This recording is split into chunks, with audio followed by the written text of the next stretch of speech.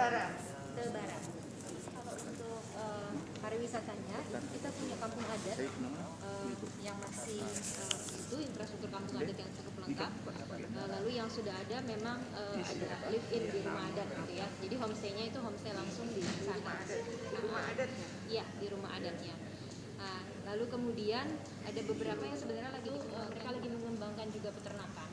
Artinya sebenarnya kalau nanti ada program kakak asuh itu kita bisa memikirkan untuk adopsi ternak gitu ya. Jadi kayak semacam program apa? Sapi. Kerbau, sapi, babi. Karena secara adat kan juga memang masih diperlukan. Ini juga membantu untuk kemudian kalau warga-warga yang memang butuh untuk upacara-upacara, jadi tidak perlu lagi membeli dari luar, bisa membeli di Bumdes. Nah, program yang sebenarnya nanti bisa kita kreasi bersama gitu ya untuk adopsi ternak seperti program Gado Kambing kalau di Jawa. Lalu yang kedua memang kain tenun tentunya masih ada. Saat ini kami sedang melakukan pengembangan kain tenun. Secara sehari-hari memang sudah ada, tapi kita pengen kembangkan lagi supaya bisa masuk ke pasar yang lebih luas. Saat ini sudah produksi. Saat ini sudah produksi untuk keperluan sehari-hari, keperluan adat gitu ya. Jualan masih juga di sekitaran di situ. Masih di sekitaran situ. Tapi memang secara bisnis belum ada siklus yang Tenunnya apa namanya? Tenun Sumba Barat sebenarnya. Jadi tidak ada nama spesifik tenun apa gitu ya.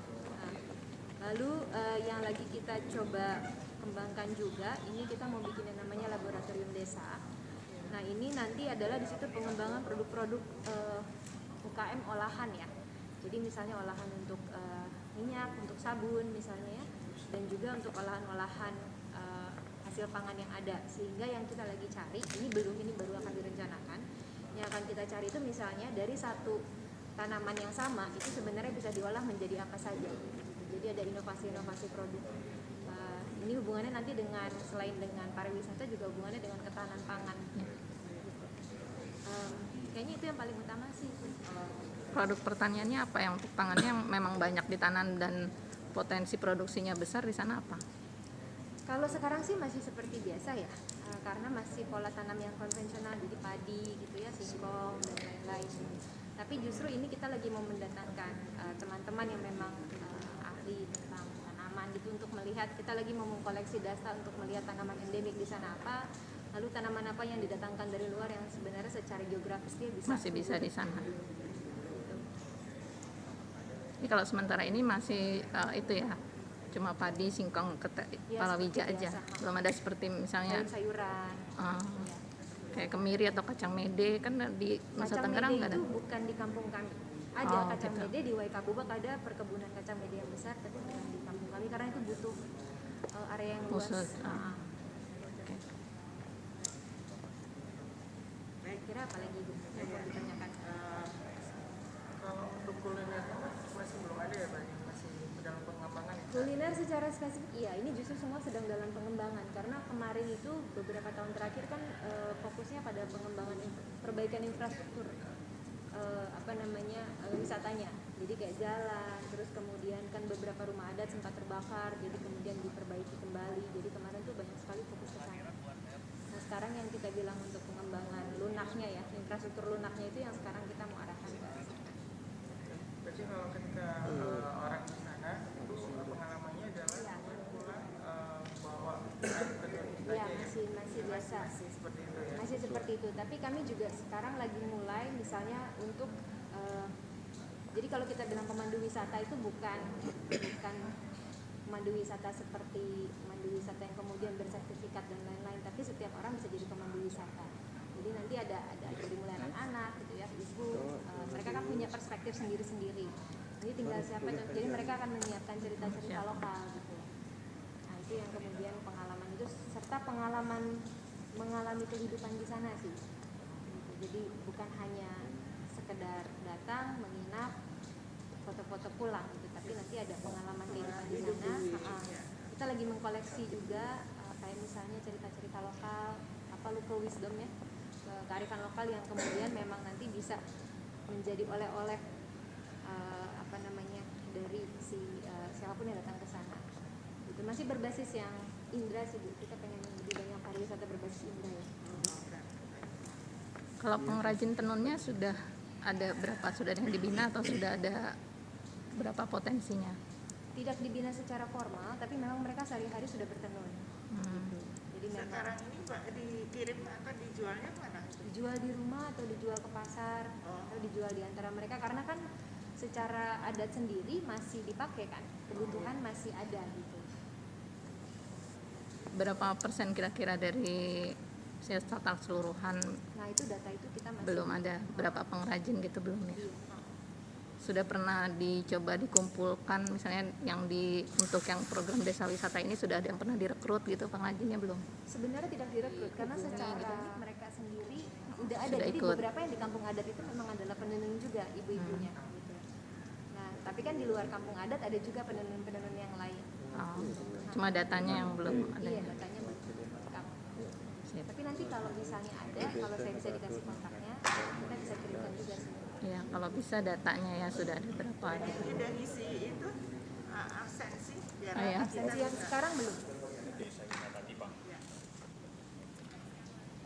Yang ada di desa kita itu ada namanya untuk kerajinan tangan pandan.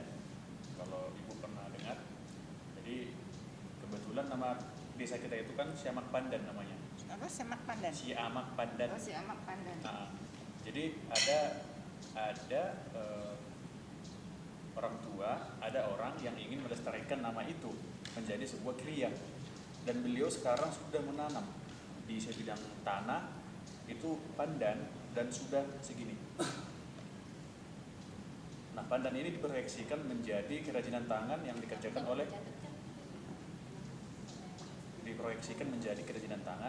yang akan dikerjakan oleh kaum ibu. Itu berupa apa ya kerajinan tangannya, di berupa apa? Satu, Pandan itu. kalau ibu pernah dengar tandok, Oh, tandok ya. nah, tandok itu semacam bakul tapi dari pandan dia, dianyam dengan tangan. Kalau dalam bahasa Batak istilahnya mangaletek. Apa? Mangaletek. Mangalet. Nah, jadi pandan itu bisa digunakan sebagai tikar. Kemudian sebagai itu tadi wadah itu tandok, biasanya tempat sirih. Orang tua yang makan sirih ditaruh di situ, disimpan di situ. Kemudian tempat beras. Oh, beras. Ah, Ya. kemudian oleh-oleh khas Tipang, sasagun namanya, itu dan beras merah Tipang akan dibungkus dengan pandan ini tadi. Iya, Beras merahnya. iya, betul Bu. Oh, di sana dijualnya pakai kemasannya pakai anyaman tipang, anyaman itu. Anyaman pandan. Tergantung permintaannya Bu. Oke. Sudah ada UKM yang berjalan memang produksi itu Pak, continue. Seperti yang saya katakan tadi Bu, ini diproyeksikan menjadi desa wisata. Nah, itu disambut oleh masyarakat yang Bapak itu, beliau mengambil di lahannya, menanamnya sekarang sudah setinggi ini. Oh, tapi belum ada produksi. Produknya Tapi produknya sudah belum dari lokasi yang apa? Dari lahan orang tua. Orang-orang tua di situ kan dulunya suka mengaletek secara massal. Masih rumahan dia. Begitu. Itu memang khasnya dari Tipang ya Pak ya? Iya. Cuma sekarang mau Belum ada dimunculkan kemasan- lagi Belum ada kemasan beras di Toba yang dibungkus dengan pandan. pandan, kecuali Tipang. Baik. Ada lagi selain ini? Produknya sasagun, Sasagun. kuliner. Sasagun. Dari sagu ya? Bukan, sasagun itu dari beras yang dijadikan tepung. Kayak sagun kali ya? Mirip seperti itu. Tapi semua itu memang khasnya Tipang ya? Di Toba sekitarnya, tapi yang produksi di situ. Oh, utamanya memang daerah situ. Ada tipa-tipa sama sinaup. Sinaup itu padi yang masih setengah matang, Padi. yang setengah matang. Jadi Padi atau beras? padi. Kalau beras kan dia sudah dikupas dia. Ini masih padi Oh, dia. padi masih. Jadi Kalau misalnya diginikan di betis dia masih bisa terbelah pakai kuku. Jadi empuk Masih dimakan. lunak. Nah, empuk. Nah, itu akan digongseng, kemudian ditumbuk. Nah, dan diramu sedemikian rupa menjadi sinauk namanya. Berarti kalau memang khas daerah Tipang, kalau di masyarakatnya memang itu sudah ciri khas, cuma belum ada produksi massal di satu tempat gitu aja ya. Oke. Siap. Baik, itu untuk kulinernya tadi ada sinauk, ada tipa-tipa dan sesagun. Untuk souvenirnya pandan itu tadi sebagai tikar, tempat beras, dan packagingnya oleh-oleh cenderamata. Begitu, Bu. Ya, baik. Makasih. Udah, Bu. Nama saya Rita Simajuntak, asal Dewi saya dari Desa Miat, Kabupaten Toba.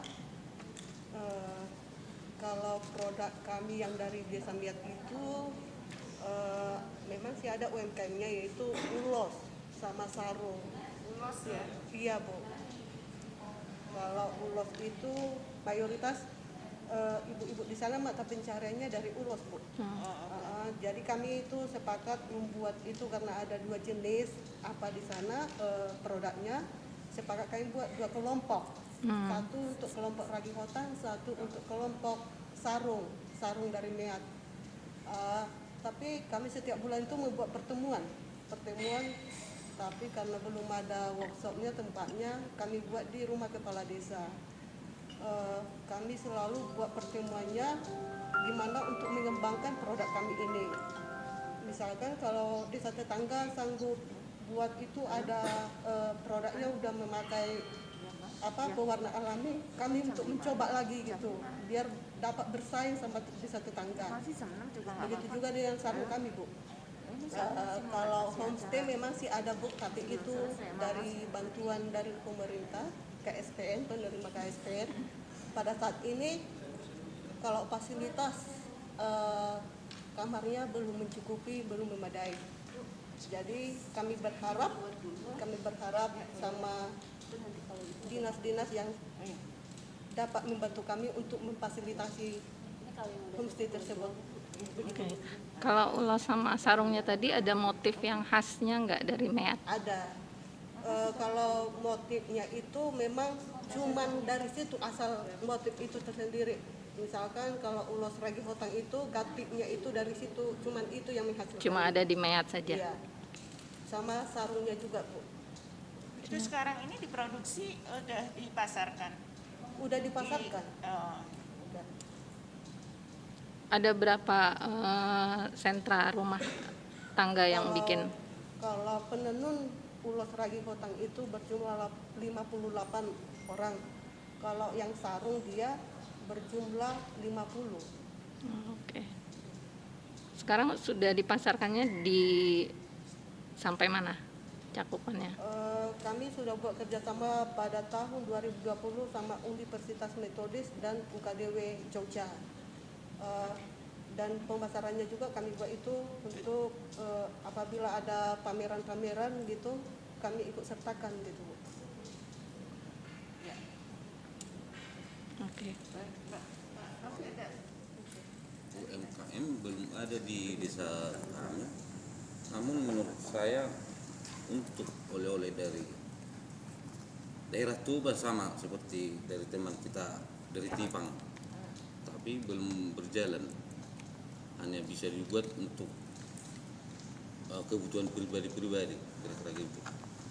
Apa Pak produknya? Produknya sama, Pandan. pandan sama, Cuma belum dijadikan usaha. Ya. ya. Kalau yang khasnya yang benar-benar khas yang tidak ada di desa lain atau daerah lain di Toba? Menurut saya nggak ada, Bu. Karena di seluruh kawasan Danau Toba sama ciri khasnya. Nggak ada khas spesial satu desa. Misal kayak di Meat kan ada corak yang hanya ada di Meat gitu. Kalau di sana ada nggak? Nggak ada. Apapun nggak perlu produk sih, misalnya dari atraksinya, dari kebudayaannya atau alamnya? Nggak ada yang Untuk khas. Sama pandan khas. mungkin ya? Iya sama. Itu aja. Satu desa kita nggak ada, sama semua seluruh desa di Samosir. Itu dari Toba mana yang terdekat dari? Apa tadi? Kalau Ini yang paling dekat ya? iya, pinggiran pantai Danau Toba, Bu. Yang tadi. Ya. Kalau untuk desa wisatanya sendiri sekarang yang diangkat apa? Wisata alam Apa Pak? Wisata alamnya. sama budaya. Apa itu? Ada semacam sarkofagus, Oh, yaitu kuburan. historinya, jadi sejarahnya ya mungkin, Iya. ceritanya. Iya. Oke, siap. Udah? Ada Ya. homestay nggak di sana? Nggak ada ya? Nggak ada.